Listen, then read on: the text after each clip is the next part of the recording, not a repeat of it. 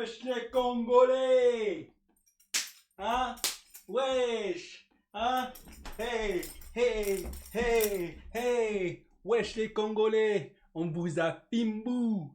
On vous a chicoté. On vous a battu. Je vous avais dit de ne pas parler. Je vous avais dit d'arrêter de parler. Vous parlez depuis une semaine. Et maintenant, les Algériens, ils vont chicoter, ils vous en pimbou. Adel Boulbina, je t'aime. Petkovic, pardon.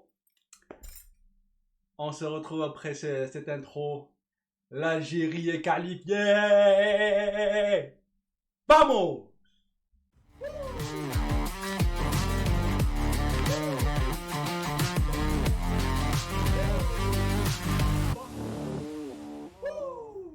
Bienvenue mesdames et messieurs dans ce débrief, le débrief du match entre l'Algérie et la République démocratique du Congo, huitième de finale de la Coupe d'Afrique des Nations 2025 au Maroc. Et que ça fait du bien, que ça fait du bien. On est qualifié, victoire 1-0, but d'Adil Boulbina à la dernière minute des prolongations mesdames et messieurs. Débrief tardif, je sais. Mais bon, j'étais au taf. Fallait bien que je taffe, hein. Mais bon, on va en parler. J'ai beaucoup de choses à dire. Et avant de commencer ce débrief, merci à tous ceux qui prendront un petit moment pour vous abonner, partager, liker. Mettez-moi un petit commentaire ce que vous avez pensé du match, du but. Et par rapport à la compo, par rapport aux joueurs, tout ça. On commence donc ce débrief. La composition d'équipe de départ. J'ai aimé la composition de départ avec un 4-2-3-1 avec Shaibi comme ailier gauche avec aussi Amoura en numéro 9 à la place de Bounjah. Je pensais qu'on allait jouer sur la vitesse, le dos des défenseurs. Donc on allait laisser le ballon aux Congolais, mais non. On n'a pas laissé le ballon aux Congolais, on a dominé le match dès l'entame, ils n'ont pas pu faire 3 passes pendant, je crois, une demi-heure. On les a vraiment dominés, on les a bien gérés. Ils n'arrivaient pas à atteindre leurs offensifs. Les deuxièmes ballons, on était là. Pressing intense, très haut. Franchement, pour tout ce que vous avez fait sur ce match, vraiment, venez, rejoignez-moi, ceux qui me regardaient, applaudissons. Applaudissons parce que franchement, on a eu des hommes ce soir. Enfin, cet après-midi ou pendant ce match. Voilà, je ne sais pas quel horaire utiliser, mais pendant ce match, on a vraiment droit à des hommes. Les hommes, comme on dit en Algérie, franchement, tout le monde a été au top. Tout le monde a été au top parce que je n'ai pas trouvé vraiment des flops, on va dire, à part peut-être Adil, pas Adil Boulbina, non. Ibrahim Mazak, que j'ai trouvé un petit peu en dessous, pas dans son jour, et aussi Amoura en tant que numéro 9. En tant que numéro 9, je précise bien, Amoura n'a pas été au top, mais après l'entrée de Bounjah qui a complètement rééquilibré, qui a tout changé tout changé dans ce match pour l'Algérie. L'entrée de Bounjah a libéré Amoura qui était beaucoup plus libre de tourner autour de lui, de rester à gauche ou derrière lui en 4-4-2 des fois. Donc l'entrée de Bounjah a été très bonne. Avant de parler des remplaçants, je tiens à parler aussi des joueurs qui étaient sur le terrain. Boudaoui, image de patron. Ben Sebaïn, image de patron. Issa Mondi, image de patron aussi. Belrali et Ait Nouri, les latéraux, ont été très très solides, ont été très très forts. Surtout Belrali qui a fait un très gros match, mais aussi Ait Nouri, parce que Ait Nouri, rappelons-le, il a joué en étant malade. Il ne s'est pas entraîné pendant 2 jours. Il a eu un demi-entraînement la veille du match. Donc franchement, pour sortir, je sais plus combien de temps il a joué. Je crois qu'il est sorti à la 70e.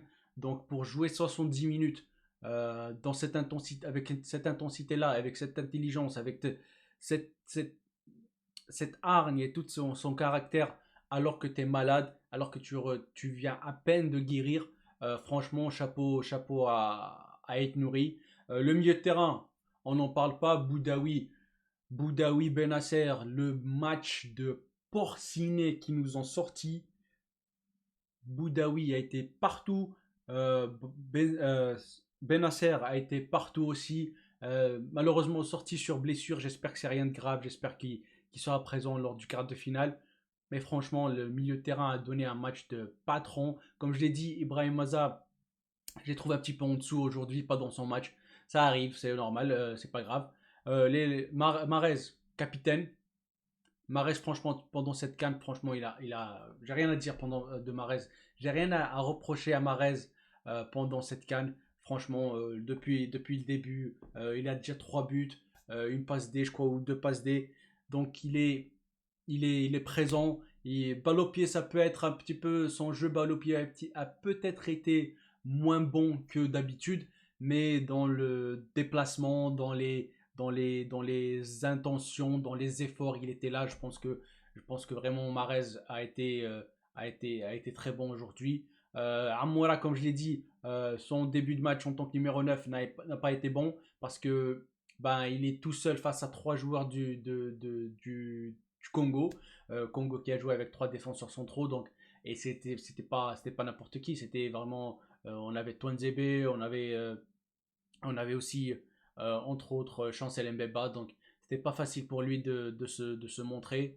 Donc, après l'entrée de Bounjah, comme je l'ai dit tout à l'heure, après l'entrée de Bounjah, il s'est vraiment lâché et il a un peu joué dans son jeu, tourné autour de l'attaquant, demander des ballons dans l'axe, servir de deuxième appui quand l'attaquant de Bounjah recevait la balle, il avait quelqu'un à qui passer directement. Aussi, très bon match de Amora. Aussi, Shaibi, franchement, aujourd'hui, il a fait un très très bon match, même si peut-être il n'a pas été décisif, mais franchement, il a fait un match exemplaire aussi. Je salue aussi le match de Shaibi. Lucas Zidane a fait ce qu'il fallait, a fait son taf. On n'a pas vraiment été mis en danger lors de ce match. Je m'attendais à beaucoup plus d'actions dangereuses de la part du Congo, mais aujourd'hui, le Congo n'a pas joué. Ils ont joué peut-être avec la peur, donc ils n'ont pas vraiment joué. Je ne sais pas ce qui s'est passé avec le Congo. J'attendais un petit peu plus d'eux. Je ne vais pas vous le cacher, j'attendais un petit peu plus d'eux. J'attendais qu'ils nous mettent en danger un petit peu plus qu'ils l'ont fait. Donc, Lucas Zidane, il a fait son taf, il a fait ce qu'on lui demandait. Il a été très précieux lors des sorties de balles au pied, notamment. Donc, voilà, Lucas Zidane a fait son taf. Le match en lui-même était maîtrisé. On a maîtrisé les 2 périodes. Franchement, on a maîtrisé la première mi-temps jusqu'à la 30-35e minute. Après, le Congo s'est réveillé un petit peu, mais est-ce un réveil du Congo ou est-ce que l'Algérie a un petit peu baissé le rythme parce que la grosse dépose d'énergie lors des 30-35 premières minutes. Après, en deuxième mi-temps, il y a eu la blessure de Benasser je crois, à la 45e, 46e, 47e minute. Donc, Benasser est sorti, entrée de Hamed Abdelli.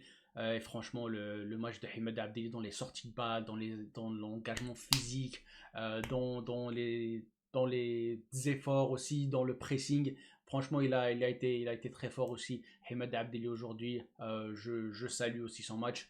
De toute façon, je vais revenir pour les remplaçants. Ce sera le prochain thème. Je voulais juste dire que dans la deuxième mi-temps aussi, on a parti sur la même passe que la première. On a dominé quasiment la totalité de la deuxième mi-temps. Après aussi, il y a eu des situations par la suite pour le Congo, parce que aussi les joueurs algériens se fatiguaient un peu. Mais franchement, on a dominé, mais ça voulait pas entrer. On a eu des occasions et le gardien, je tiens aussi à saluer le gardien du Congo qui a fait un match énorme. Passy qui a tout simplement arrêté toutes les offensives algériennes qui étaient cadrées. Donc, bon match de sa part aussi. Même si sur le but, il n'a rien pu faire et personne, je pense que 99% des gardiens ne l'auront pas sorti.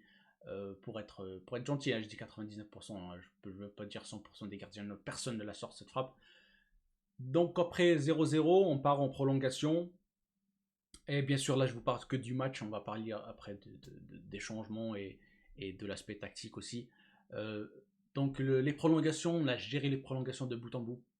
Je ne vais pas vous le cacher, tout à fait honnête avec vous. Je pense pas que le Congo nous a mis en danger pendant les prolongations. On méritait de marquer depuis dans les 90 minutes, mais on méritait beaucoup plus de marquer aussi dans les prolongations. Et chose qui est arrivée grâce au changement réussi, coaching gagnant de la part de Petkovic. Et là, je prends un petit moment pour dire pardon Petkovic. Pardon Petkovic, ça ne veut pas dire que je tourne ma veste et ça ne veut pas dire que je remonte dans le train Petkovic, pas encore, pas encore, mais pour l'instant, depuis le début de la CAN, même après le match du Burkina où j'ai vu beaucoup de gens me dire que ouais, le changement tactique était très intelligent de sa part. Je suis pas d'accord avec ça, mais à part ça, franchement, il fait du bon boulot pour l'instant, lui et son staff, et il faut aussi saluer, le- faut pas juste le critiquer quand il fait de mauvaises choses, faut aussi dire quand il fait les choses bien. Et pour l'instant, depuis le début de la CAN, ça fait maintenant 4 matchs. Franchement, je suis satisfait. Je suis satisfait de ce qu'il dit, de ce qu'il fait. Je suis satisfait de ses choix techniques, même s'il change beaucoup de tactique, ce qui peut être aussi peut-être ennuyeux pour les joueurs de s'adapter à chaque fois à un système tactique pendant chaque match. Mais peut-être aussi qu'ils ont travaillé ça. On ne sait pas. Je suis pas au quotidien avec les joueurs, donc je ne sais pas s'ils travaillent plusieurs schémas tactiques à la fois. Donc s'ils font ça, c'est que s'ils font plusieurs schémas tactiques à la fois et ils font ça à l'entraînement, donc là je peux rien dire. Mais voilà, franchement, pardon Petkovic pour l'instant, vous faites, pardon, je vais pas vous tutoyer, je vais vous voyez, vous faites un bon travail pour l'instant. Et vos changements la gestion de vos changements, j'ai trouvé qu'ils étaient intéressants aussi. La gestion des changements. Bon, à part le changement de Benasser qui était on va dire, entre guillemets, obligatoire de faire rentrer Ahmed Abdelli, mais je pense qu'il allait faire entrer quoi qu'il arrive, peut-être pas aussitôt que dans le match, mais je pensais que l'un des deux milieux de terrain allait sortir parce que après la débauche d'énergie qu'ils ont fait pendant la première mi-temps, je me disais, ouais, ils vont peut-être être fatigués vers la 75e, 80e minute, donc il fallait entrer quelqu'un d'autre. Mais la blessure de Benasser a fait que Ahmed Abdelli est entré tôt. Mais pour le reste, la sortie d'Ait Nouri pour mettre Zinedine Belaïd et remettre Bensebaini dans le côté gauche, euh, c'était un bon timing aussi parce que il n'a pas laissé Ait Nouri vraiment être fatigué vraiment vraiment. Il a suggéré aussi ses hommes. L'entrée de Bounjah, comme j'ai dit, très très importante. Elle a changé le cours du match pour l'Algérie. Je suis à 100% avec ça. Et après, en prolongation, il a fait que 4 matchs, 4 changements pendant le 90 minutes. On se disait, voilà, il a encore un changement. Et après, il y a le changement supplémentaire lors des prolongations. Donc, il lui restait encore 2 changements. Ce qui est plutôt intelligent par rapport à son rival, l'entraîneur de la RDC, qui a, je pense, fait ces changements assez vite. Il a consommé ces cinq changements assez vite, même s'il a eu un changement supplémentaire en prolongation. Mais je pense que les entrées n'ont pas aussi donné, les entrées congolaises n'ont pas donné satisfaction aussi, ce qui est tout à notre faveur et peut-être tout à notre honneur aussi, parce que les défenseurs algériens, comme j'ai dit, ont fait un très bon taf. Et l'entrée dans les prolongations, les entrées gagnantes, le coaching gagnant de Zerouki, que je trouve depuis le début de la CAN, depuis ce qu'il fait depuis le début de la CAN, Zerouki, ouais, Zerouki fait de très bons matchs. Fait de très, très bonnes entrées. Ce n'est plus le Zerouki de peut-être du mois de juin, mois de mars, qui faisait que des passes en retrait, et qui perdait des balles, qui n'était pas très bon. Là, aujourd'hui, pendant ce match-là, il a été très très important. Il a remplacé Boudaoui qui a été monstrueux encore une fois. Donc voilà, Zerouki, auteur de la passe, passeur décisif. C'est la première coaching gagnant, c'est le premier coaching gagnant. Et le deuxième coaching gagnant, bien sûr, c'est le buteur. Adil Boulbina, que je trouvais qu'il jouait pas beaucoup. Mais peut-être il jouait pas beaucoup pour ça. Peut-être c'est un joker, c'est un joueur qui est vif, qui est je sais pas comment dire, qui est imprévisible, qui est plein de débauche d'énergie. Il est dans l'inspiration, il est dans l'instinct et tu le vois à travers son but. Le but qu'il met, pour moi, c'est le meilleur, c'est le meilleur but de la CAN. El Kabihu, non. El Kabihu, non. Non, non, non, non. Ce but-là, le but de Boulbina à la CR7 face au Barça, même si je suis supporter du Barça, je l'ai encore à travers de la gorge ce but de CR7. Vous vous rappelez le but de CR7 où il sort son maillot et il nous refait une Messi, mais Messi l'a déjà fait. Ça c'est autre chose. Mais le but de Boulbina, c'est quasi similaire au but de CR7. Coup de frappe, coup de pied sèche, sans effet, rien, juste pas entrée de la surface. Franchement, c'est le meilleur but de la CAN en vue aussi en vue de la beauté, en vue de l'enjeu, au vu du moment où il a marqué à la 119e minute. 119e minute, les gars. Après cette action-là, il y avait péno. Et je pense que s'il y avait péno, je pense qu'on passait pas. Donc, Adel Boulbina, homme du match, by the way, homme du match qui est amplement mérité, même s'il a joué que 5 minutes. On s'en fout, il a marqué le but victorieux qui nous a qualifiés. Faut aussi rappeler le stress. On a tous été stressés, franchement. Ce match nous a mis dans un stress immense. On a eu la boule au ventre. Franchement, à chaque occasion congolaise, même si on n'avait pas beaucoup, mais à chaque action, on se faisait peur. On avait la pression qui montait, la sueur, tout ça. Et après est venu le but de la délivrance. On a tous crié comme des malades. On a tous crié comme des malades. Donc, victoire de l'Algérie, 1-0.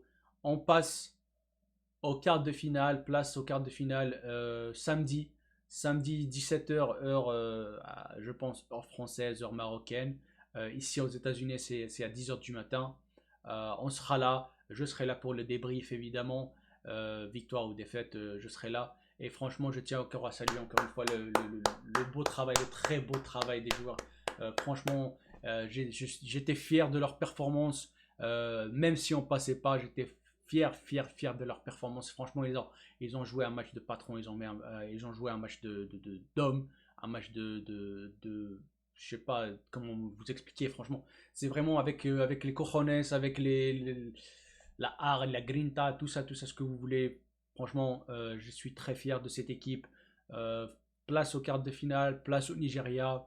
Le Nigeria qui est franchement l'une des meilleures équipes dans ce tournoi, l'une des meilleures attaques de ce tournoi. Elle a la meilleure attaque de ce tournoi avec Osimhen, avec Lookman, avec Iwobi, avec euh, franchement c'est vraiment un gros morceau qu'on va jouer.